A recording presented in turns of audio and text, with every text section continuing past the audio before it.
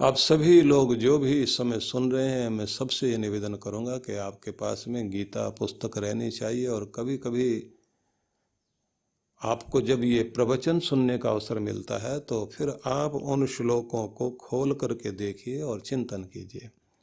तो इस 31वें श्लोक में भगवान श्री कृष्ण कहते हैं, सर्वभूत स्थितम यो माम भजति एकत्वम आस्थितः सर्वथा वर्तमानोपि स योगी मयि वर्तते। सर्वभूत स्थितम, सभी प्राणियों में मुझे जो स्थित देखता है, माम भजति एकत्वम आस्थित, और मुझे इस तरह से भजता है, इस भाव से वह मेरी उपासना करता है कि सब में एकत्व है, एक शक्ति है। कबीरा, कुआ एक है, पनिहारी अनेक। कुआ तो एक ही है, पानी लेने वाली पनिहारियां अनेक हैं। न्यारे न्यारे बर्तनों में जल एक का एक। पानी तो सब के अलग अलग बर्तन, अलग अलग रंगों के रखे हुए हैं, लेकिन सब में एक ही पानी। अलग अलग बर्तनों में, कोई छोटा बर्तन, कोई टेढ़ा मेढ़ा गोल चपटा, किसी की बाल्टी, किसी का लोटा, किसी का गिलास, किसी का घड़ा। तो दिखाई देती है दुनिया अलग अलग तरह की, छोटा बड़ा, अमीर गरीब, कुत्ता बिल्ली, शेर सांप, सब जीव है दुनिया में। लेकिन बताया गया कि सब में एक ही परम चेतना परमात्मा सब में एक ही विराजमान है। जिसको सब में अपना भगवान देखना आ गया और जिसको सब में उनके सुख दुख की अनुभूति आ गई,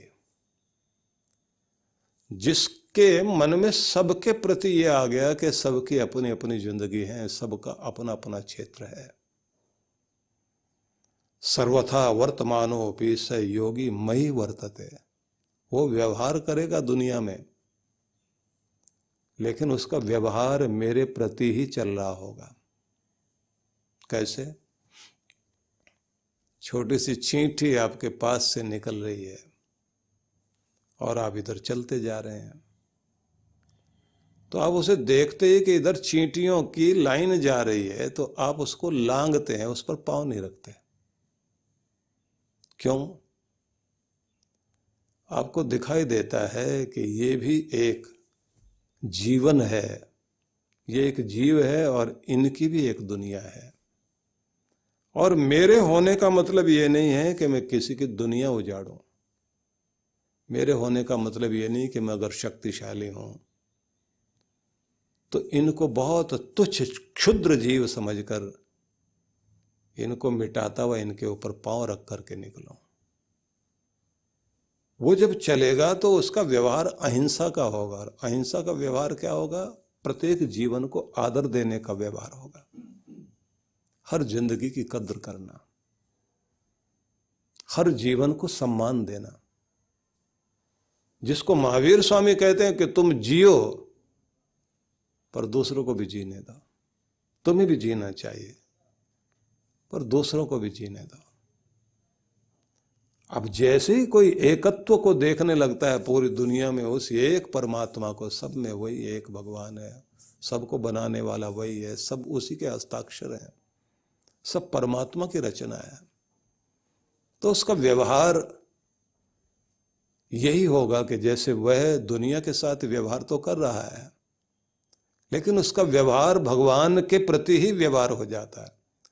स्वामी रामसुख दास गीता पर बहुत अच्छा चिंतन उनका था, और उनकी अपनी एक शैली थी, जैसे कलकत्ता में वो करते थे कि 1,00,000 लोग इकट्ठे हैं, उनके सबके सिर पे गीता की पोथी रखवाई हुई,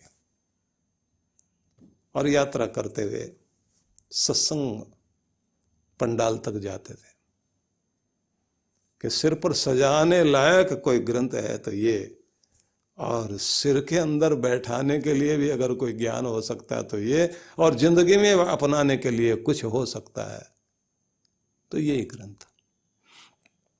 तो यहां सबसे पहले तो ये समझाया गया कि सब प्राणियों में और समस्त जगत में एकत्व को देखना शुरू करो, अपने भगवान को सब में देखो, और सब में एक ही है, जिसको उपनिषद ने कहा ईशावास्यमिदं सर्वम यत् किंच जगत्याम जगत।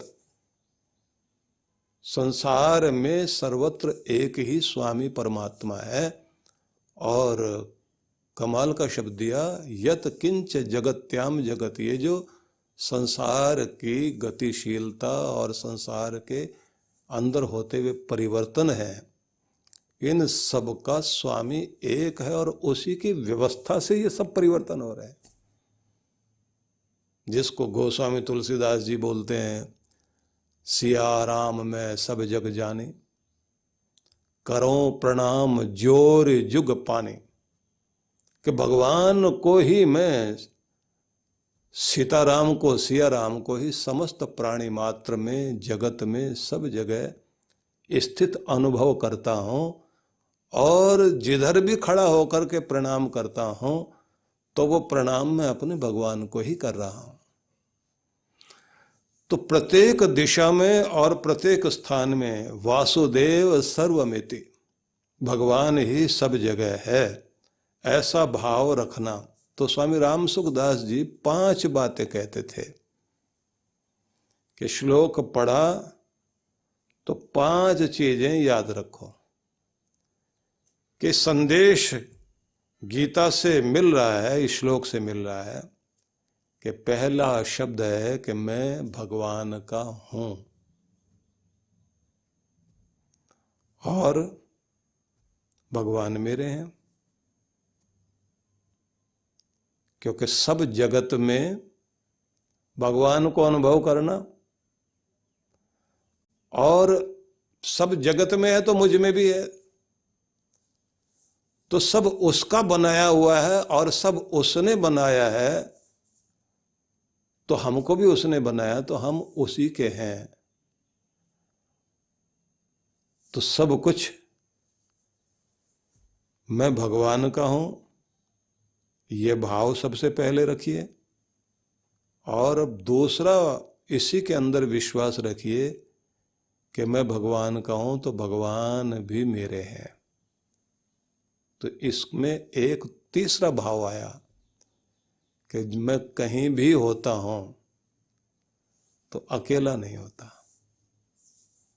मेरे साथ मेरे भगवान का हाथ है, मेरा साथ निभाने वाला मेरा परमात्मा मेरे साथ है।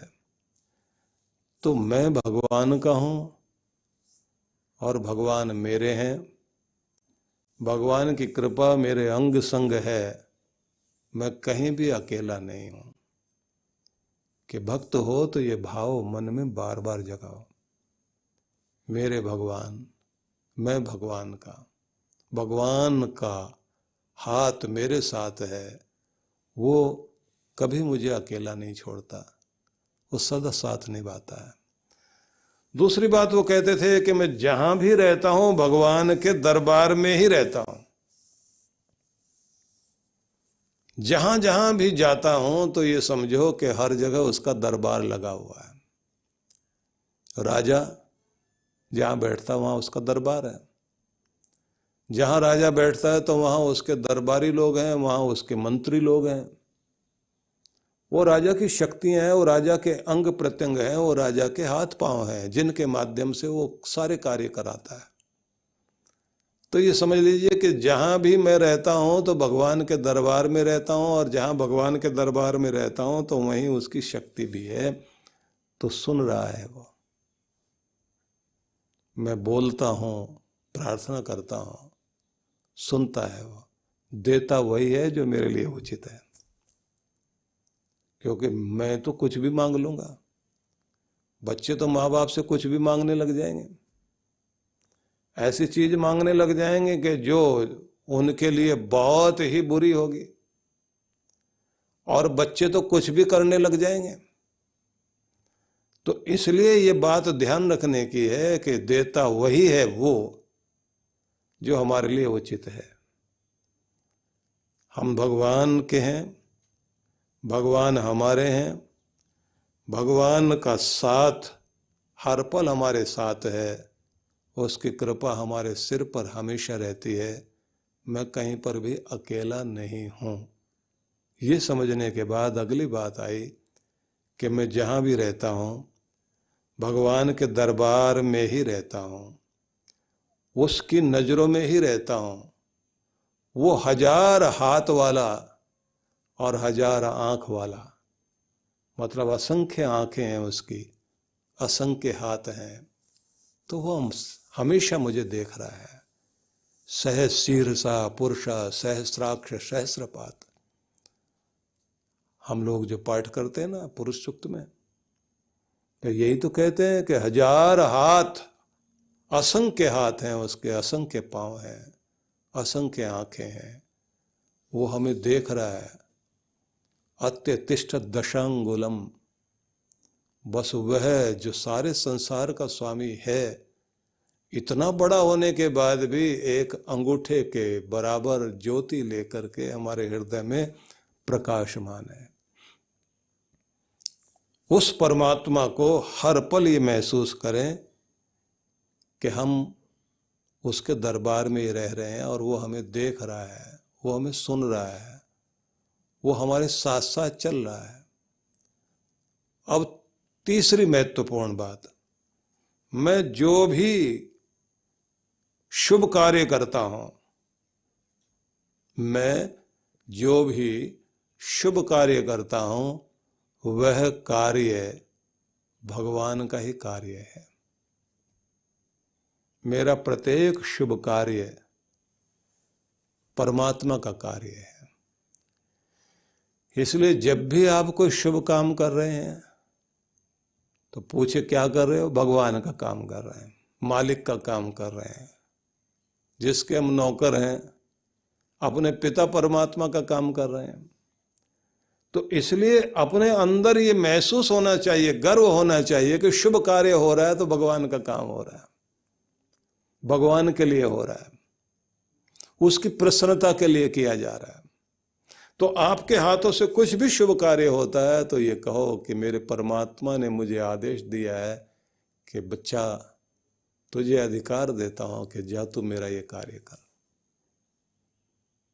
मेरा भगवान प्रसन्न हो, उसने प्रसन्नता पूर्वक ही मुझे शुभ करने के लिए अवसर दिया। मेरे हृदय में बसता है वो। जब आपके हृदय में भगवान बसता है तो शुभ कार्य ही होते हैं आपके। जब आप ये कहते हैं मैं भगवान का हूँ, जब आप कहते हैं भगवान मेरे साथ हैं, जब आप ये कहते हैं मैं भगवान के दरबार में ही रहता हूँ, हर जगह उसका दरबार लगा हुआ है, तो फिर जो आप कर रहे होते हैं वो शुभ होता है, और जो शुभ कार्य कर रहे होते हैं वो भगवान का कार्य हो रहा होता है। तो आगे एक और शब्द ध्यान देने का है, मैं जो भी शुद्ध सात्विक पदार्थ प्राप्त करता हूं, भोजन के रूप में, धन के रूप में, अन्य उपहार चीजें, तो वह भगवान का प्रसाद ही है। और प्रसाद कम है या ज्यादा, मेरा ध्यान इस पर नहीं है। मेरा ध्यान इस पर है कि मुझे प्रसाद मिला, मुझे मेरे भगवान ने प्रसाद दिया और मैं धन्य हूं कि मुझ पर कृपा है। तो भगवान ने जो भी आपको रोजी रोटी दी, जितनी दी, उसमें खुश होकर के आनंद मनाए कि उसका प्रसाद मुझे मिला, मैं आभारी हूं। और आगे ज्यादा हो सके, सबके लिए हो सके, उसकी व्यवस्था की जा सकती है, लेकिन संतुष्ट होना, धन्यवाद करना, तृप्त रहना, ये जिस दिन आ गया तो उस दिन आपको खुश रहना आ गया। अन्यथा फिर वही बात होगी कि 10 अरब डॉलर होने के बाद भी मुझे अभी 90 अरब डॉलर और चाहिए थे, तो व्यक्ति असंतुष्ट होकर जा रहा है। और एक गरीब आदमी, गरीब झोपड़ी में आखिरी समय में प्राण छोड़ रहा है, तो गरीबी में होने के बाद भी वो ये कहता है कि मेरी ज़िंदगी अच्छी चली, मेरे बच्चे अच्छे हैं, नेक बच्चे हैं, किसी की कमाई नहीं खाते, अपनी कमाई पर जिंदा रहते हैं। मैं इस दुनिया से जा रहा हूँ तो किसी का कर्जा मेरे सिर पर नहीं है। मैंने अपने बच्चों को लायक बनाया, मैंने अपने फर्ज पूरे निभाए, मैं ईमानदारी से ज़िंदगी जीता रहा हूँ। मैं अपने प्यारे परमात्मा का बहुत आभारी हूँ, उसने मुझे एक अच्छी ज़िंदगी दी, सिर छिपाने के लिए एक अच्छी छत दी। संतुष्ट है, तृप्त होकर जा रहा है।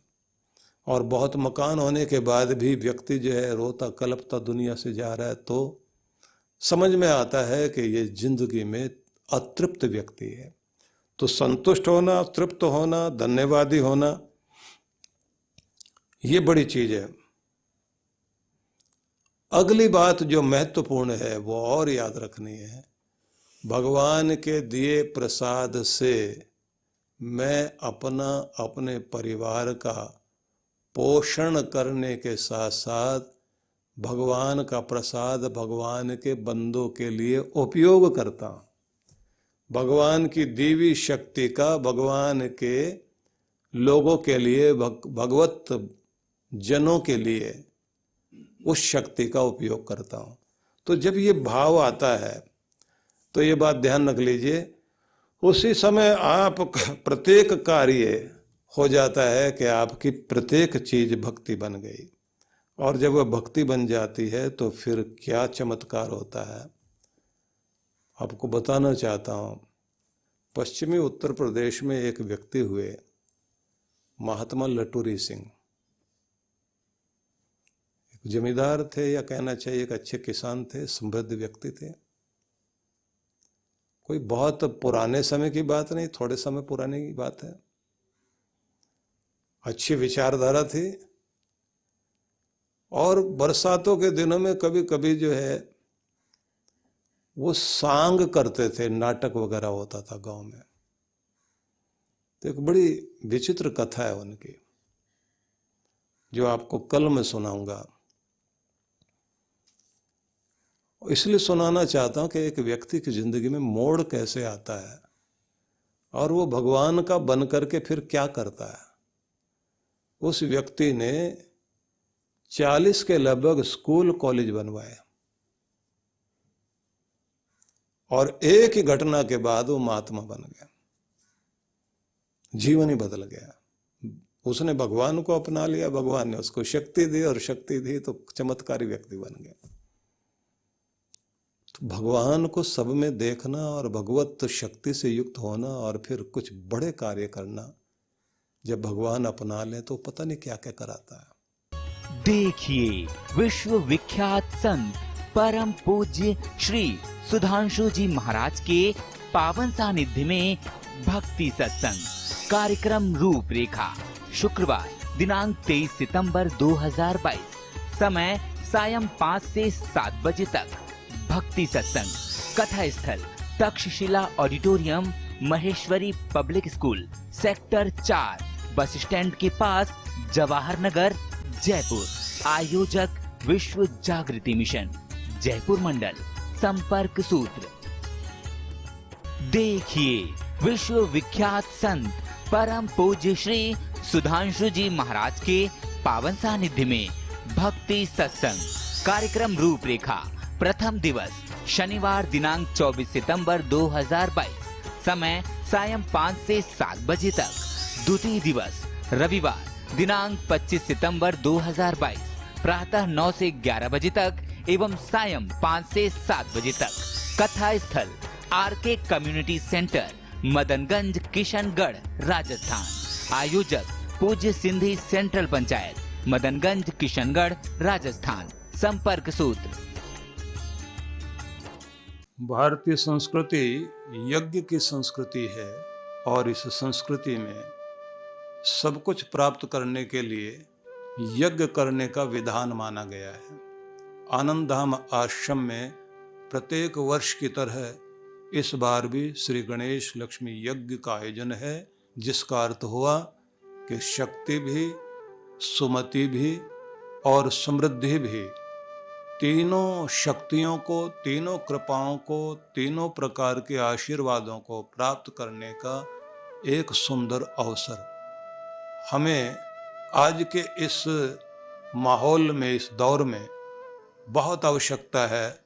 मनोबल भी बढ़े, धन बल बढ़े, जन बल बढ़े, संगठन बल भी बढ़े, बुद्धि बल भी बढ़े, ये सारी शक्तियाँ हमारे पास हो और हम अपनी आंतरिक शक्ति से भी युक्त हों कि जिससे परिस्थितियों को पार भी कर सकें और अपने सौभाग्य को अपनी ओर खींच भी सकें।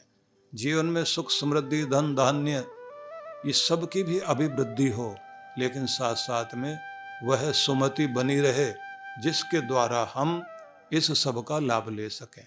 तो इसके लिए आवश्यक है कि जब कोई और विधि काम न आए, न जप काम आए, न हमारी प्रार्थना काम आए, न कोई अनुष्ठान काम आए, तब आखिर में माना जाता है कि यज्ञ किया जाना चाहिए।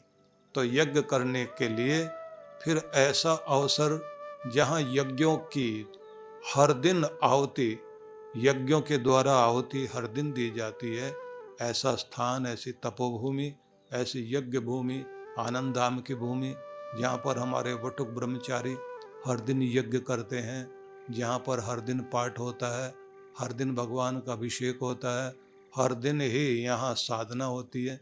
ऐसी गुरु भूमि में प्रत्येक वर्ष यज्ञ होता है और उस यज्ञ में भी जब गणपति भगवान का भी यज्ञ हो रहा है, लक्ष्मी माता का भी यज्ञ हो रहा है, तो ऐसे में हमें एक अवसर और मिलेगा कि हम अपने श्री यंत्र की प्राण प्रतिष्ठा भी करा सकेंगे और जो हमारे पहले से ही हमारे पास श्री यंत्र हैं उनको और जागृत करते हुए संकल्पित यजमान भी बनकर अपनी आहुति दे सकते हैं। एक सुंदर महान अवसर है जिसका लाभ हमें लेना ही चाहिए और ये भी हम मानकर चलें कि इस यज्ञ के द्वारा ही, अग्नि पूजा के द्वारा ही हम अपने समस्त देवताओं को प्रसन्न कर सकते हैं, क्योंकि कहा गया है स्वर्ग कामो यजेत, स्वर्ग के कामना वाले व्यक्ति को यजन करना चाहिए।